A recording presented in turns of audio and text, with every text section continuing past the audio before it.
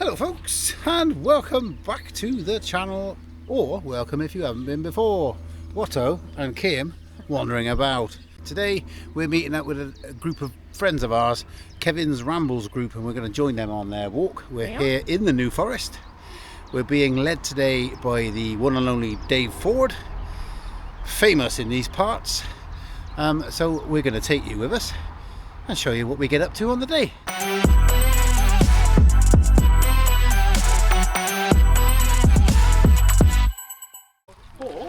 Well, 4 normal miles. Just having a little pre-walk chat. Got the usual crowd, all the way then, except for that gentleman there.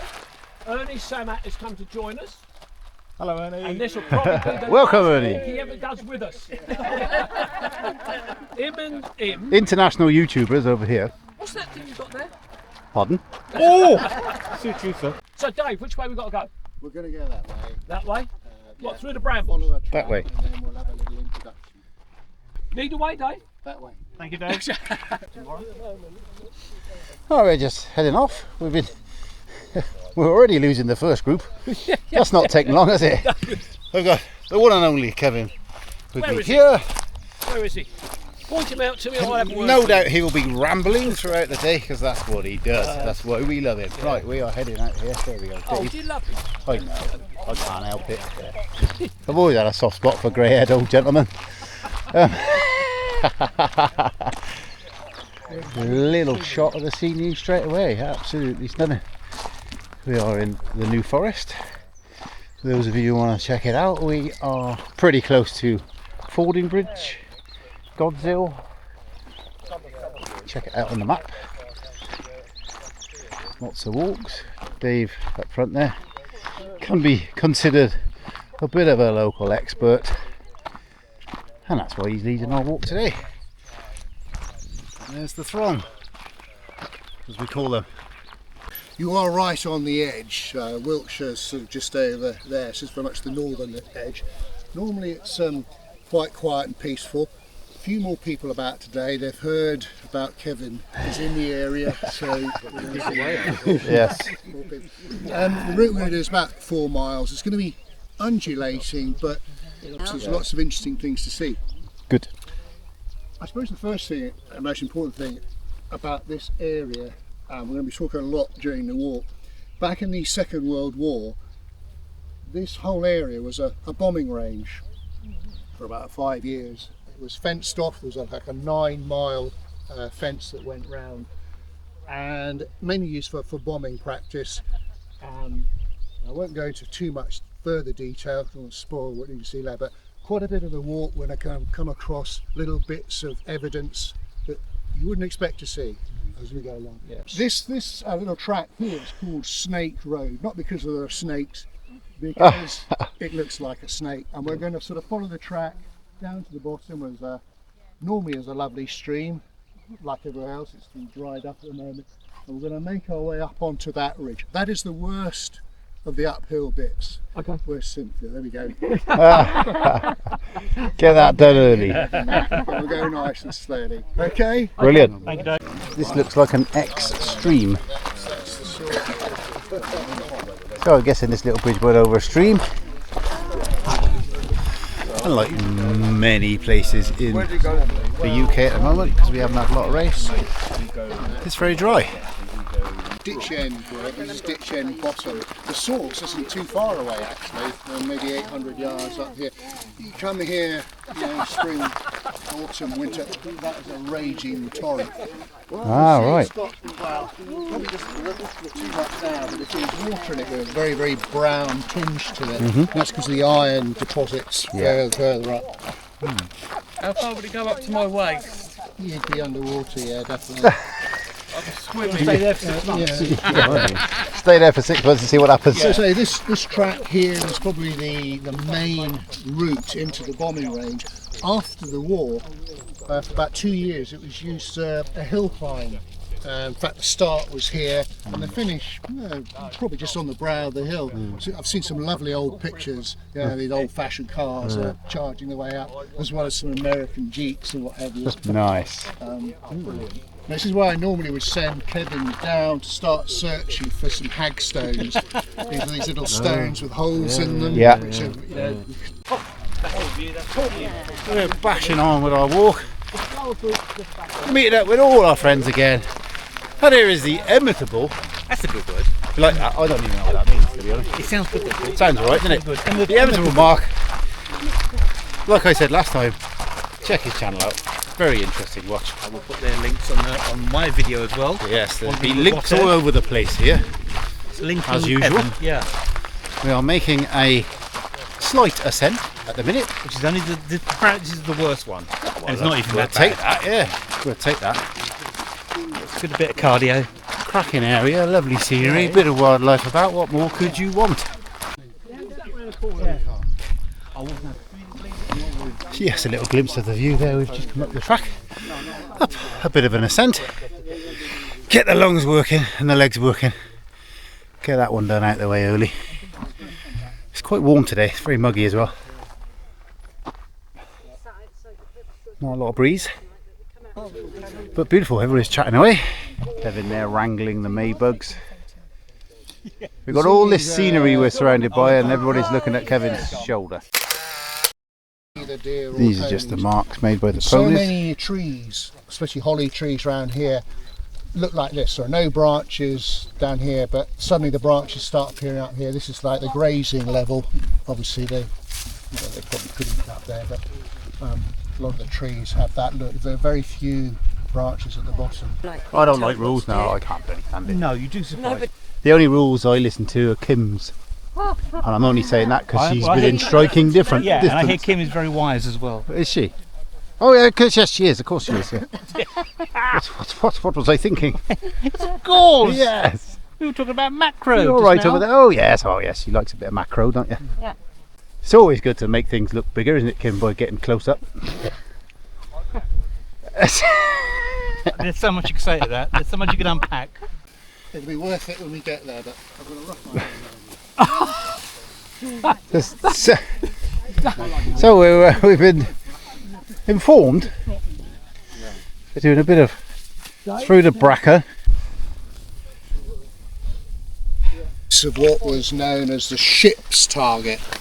So you imagine a massive sheet of metal, I think it's 20 foot high, 20 foot long, sort of upright, and then it would have been held by supports that would have gone back to post here. It was called the ship's target. It was supposed to mimic the hull of a ship.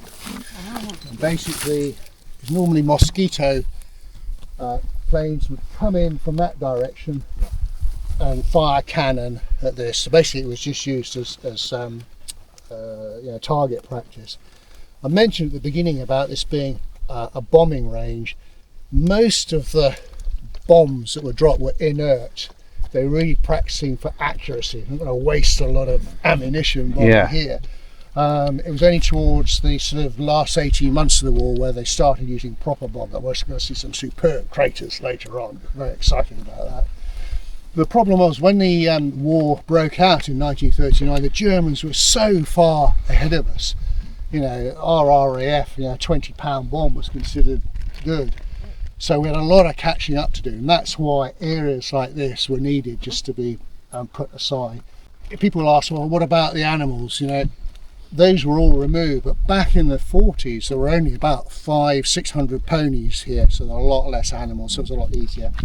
So this is the ship's target. Obviously the thing was taken down after the war, but here it is 80 years later, just as a something to look at. But it literally was just a big sheet, rectangular bit of metal. Right. But these bolts here, date back. You bring a Second World War enthusiast out here, and they start getting very excited about it. It is a little bit thick in the bracken here, but it's not an issue, and well worth it to go and see things like that, because you wouldn't normally even know about it. To be fair, I wouldn't have known about it, and that's why we've got people like Dave with us. And there's your quintessential shot of the New Forest there, right there. Beautiful countryside. Just to top the view off, if you can see just there, there's a biplane going past. Absolutely fantastic. Just caught up with Kim. What do we reckon? Yeah. Loving it, yeah? Here, yeah. Beautiful. Nice part of the country. Really interesting info from Dave, isn't it? Fantastic. Yeah, Great to have him along. And to finally meet him. Brilliant. Okay, put your hand in Can I just say, there's a mound of chalk. Yeah, and 80 years ago it would have been about this high. Okay. Okay. I say it was used as a bombing range.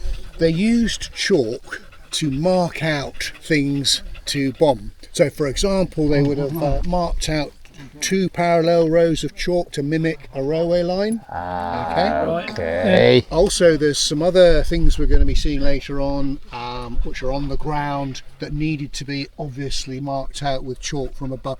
The biggest problem they had, if you're in a plane above here, there's no other markers, no church steeples, there's no river, there's no buildings. It's very hard to know exactly where you are. So there are a lot of markings. So that's what the chalk was used for.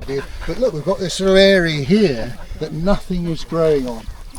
This was the base of the #1 wall target, and it was used. You remember the story of the dam busters and the bouncing bombs, and they had to practice bouncing the bombs. All done here. Oh, right. Some of it was for the dam busters, but most of it was for slightly smaller bouncing bombs that were dropped by mosquitoes. And the idea is you drop the bomb on water and it would bounce along the water and hit a ship. So there would have been a wall here, 40 foot high, 40 foot long, 18 inches thick. It's actually 2 walls of 9 inches thick and a gap in the middle. And basically they would just use, the mosquitoes would come in, let the thing on, and it wouldn't explode. They were literally just letting the bombs sort of bounce along. Ever so dangerous, because they had to get the angle absolutely right. You get it wrong, you bounce the bomb, it then bounces back up and hits the plane. So this was the #1 target. There was a #2 and a #3 target further along. See the map where they are in a minute. That looks quite long as well. You can see along here there's a little ridge poking up there, and also here all the way around there's a sort of little ridge with sort of chalk on top. What they had up here was 5 concentric circles that got smaller and smaller, leading to the #2 target. So this is a 1946 map of the area, so we're about here, I think, and this is what these concentric circles look like, and they were basically ridges that they built 80 years ago. I mean, covered in chalk and a lot easier to see. Again, for the bombers, they knew they could count the ridges in as to how close they were to the #2 target. What the geology is like around here, it's about 10-15 foot of gravel. Thankfully it's not sufficiently commercially viable for anyone to come along and extract it, otherwise this place would be decimated. Ernie there just getting a closer look. The crater left. One of the live bombs used on this range. Again, this would have been marked out in chalk, and it was a directional finder for the. And whilst I've got this out, you can see this what looks like a pie. Oh yes. You see? Yeah. We're going to see that in a second, but this is again, it's an odd sort of directional sort of thing. But the pilots had to have something here. Yeah. You lost, I think, because my father was talking a lot to Granddad. You just look out across here. I don't know if you can see those little white spots on the grass. Yeah. That's called cotton grass. Oh, And if you get up close to it, in fact, we can get. It's bog, but don't worry. Dave has just said he wouldn't recommend anybody walk out any further because there's a bog out there. Yeah. What toilet? And Lynn goes down with Kyle. They're making our way along.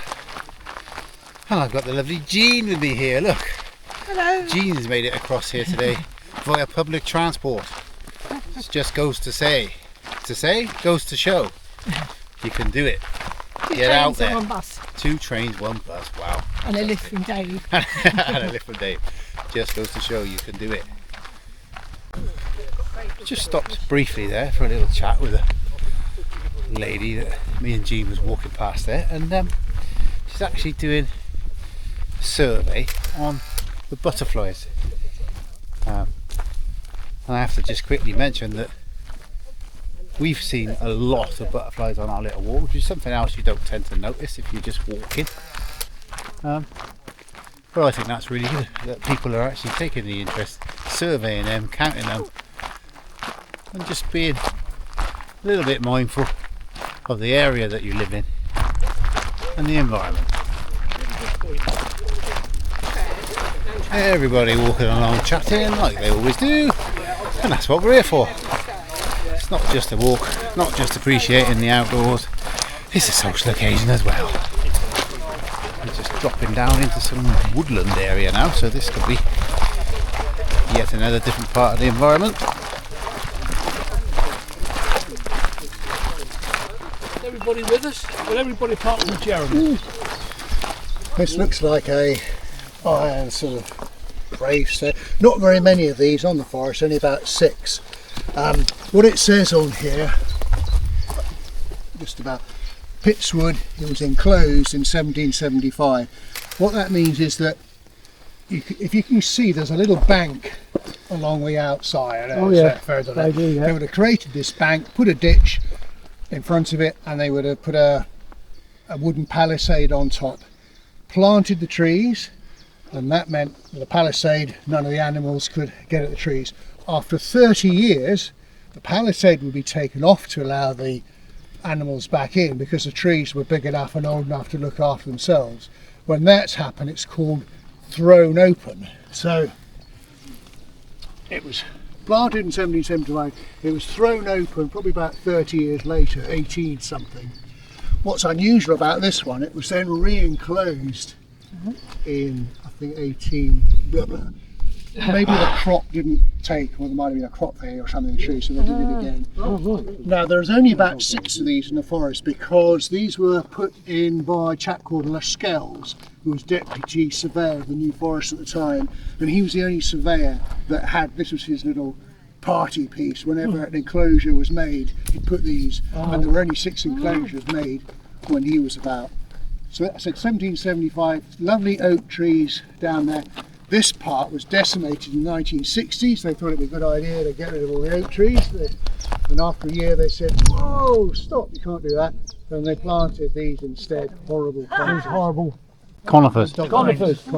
Yeah. Having come up that little ascent there, little Kim behind me, say hello. Hello. Still got it. We're actually in the front. Another little detour apparently, according to Dave. I'm absolutely loving all these little bits of information, absolutely fantastic. Never been to this area before, actually, in my life, so it's all new and good to hear about it while we're doing it. A little detour being made through the jungle. It's thick bracken, but no doubt it is going to be worth it. Massive concrete structure. Are we? Wow. It was built, it's known as a submarine pen because it kind of looked like a German U-boat station, but in fact it was a building designed to check the effectiveness of air raid shelters in the Second World War. It was so indestructible that after the war they couldn't take it down, so they basically just covered it up. So what you've got here is a dome, and as you saw a step as you came over. Yep. 80 years of sort of erosion. That's the roof of it, so it's actually underneath here. Okay. Some great views from up here. You can see there's a pond, what looks like a pond through here. Oh yeah. That's a crater caused by a bomb called a Tall Boy. 6 of those were dropped up here. And then they used the Tall Boy to destroy the Tirpitz, the German battleship. One of the biggest bombs they did, wasn't it, at the time? Was one of the 12,000. The biggie, the Grand Slam bomb, which was £22,000, was dropped. You can't actually see anything now. It's just on the other side of the path that we came along. The crater was 130 foot wide, 70 foot deep. Only one was ever dropped in this country. It's called the Grand Slam bomb, the earthquake bomb, and it was dropped in March 1945. Yeah. They were aiming for here, but they went over there. They were so big they filled in the crater afterwards. And it is the biggest bomb ever to have been dropped in mainland UK. And up until as recent as 2007, it's the biggest bomb conventional bomb to being dropped anywhere in the world. Yeah. This is a photograph of the crater, and this is what we're standing on today. Oh wow. And that is the That's crater. massive. So this was a concrete structure. And that is underneath here. Wow. I think I've got a picture. That is the Grand Slam bomb. That's the River Avon, which is over there, and this is it being dropped, so it's probably over here. It was massive. The only plane that could drop it was a Lancaster, and they had to strip the Lancaster of all of its machine guns and all of its extra weight, otherwise they would have never been able to take it off. Payload, yeah. Wow. I say they were so impressed with it. It was then used in action. The very next day on the Bielefeld Viaduct in Germany, and that's the mess that it made. That's the viaduct, and that's the bit in the middle that wasn't there anymore. Gosh, so it worked. And then the fantastic bit of info from Dave there. Brilliant, really is breaking up the walk and learning about the area. And we've got to fight our way back down through this bit of bracken and a little bit of gorse back onto track. And we drop down into a beautiful shady bit. This is a much welcome bit of shade, as we were all getting a little bit warm. This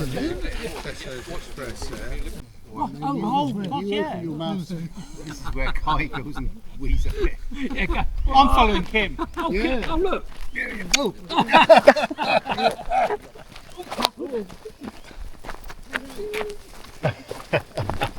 Alright, we need to go this way. Wait. This is my action shot. And as the group make their way down that little hill there, look at that. What a happy throng of ramblers we have here with Kevin's group. And a fantastic bit of scenery it is as well. In the path. Big herd of ponies over there, surrounded by lots and lots of bracken. 360. That's all the way around, to those of you that didn't know.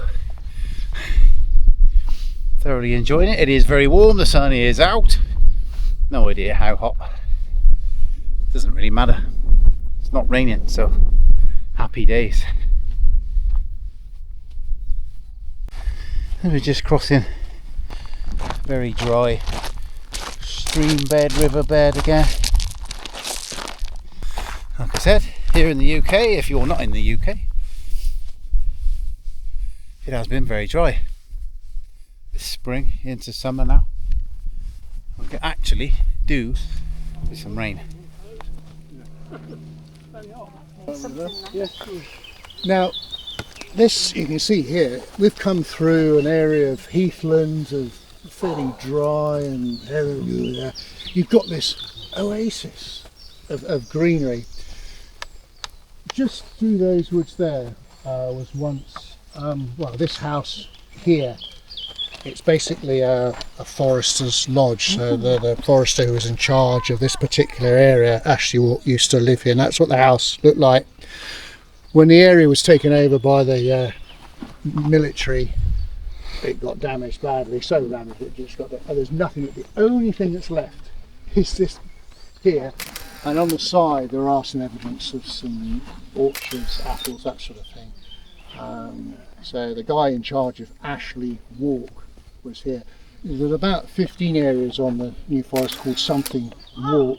That Walk is just like an administrative part of the bailiwicks. There were 6 bailiwicks, and then there were a number of walks within. But it's like I say, it is like a little oasis. If you look at a map above, you just suddenly see this green. Yeah. It's normally quite popular with ponies and foals.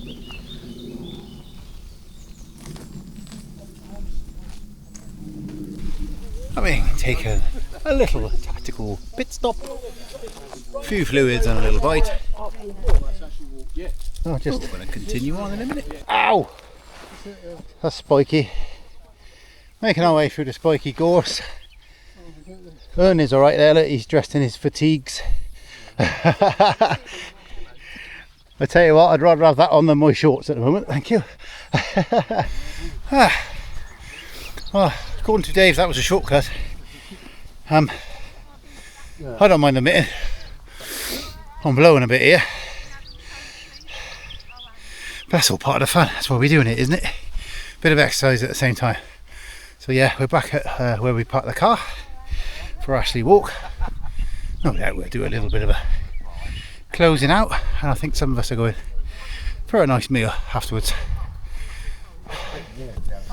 And the idea is that people take these rubber ducks on their holidays or journeys. You take a photograph of your rubber duck and then you put the photograph on this website, blah blah blah. But as well as normal rubber ducks, they sell these special rubber ducks. So I thought I'd get one for Kevin. And it's a very special one. Luckily he's got a sense of humour. So you need to take I've this. just got a funny sneaky feeling I know what's going to be coming up here. I couldn't get one with a GoPro. Thank you very much. So you need to take that wherever you go and photograph it. And I will. There we go. Right, we've made it back. We're starting a little bit of shade before we all dive back in the car. Some of us are going off for a nice meal. Hope you've been following along and enjoyed this lovely walk we've had here in the New Forest, Ashley Walk, led by the fantastic Dave Ford with all the brilliant information. Thanks as ever to Kevin. Thank you. And a wonderful group of people that are Kevin's Rambles group. Check them out on Facebook. If you're on my Facebook page, you'll know his Facebook page because we cross post quite a lot. Please go and check them out. Mark, Kevin, Lynn, whoever else has got channels, Cynthia's camera, Dave's channel. I'll put links into everybody's channel in the description downstairs. But for now, if you have liked it, don't forget, give us all big thumbs up, subscribe to the channel, and we'll all see you somewhere next time. Say goodbye, folks. Goodbye, folks. Goodbye, folks.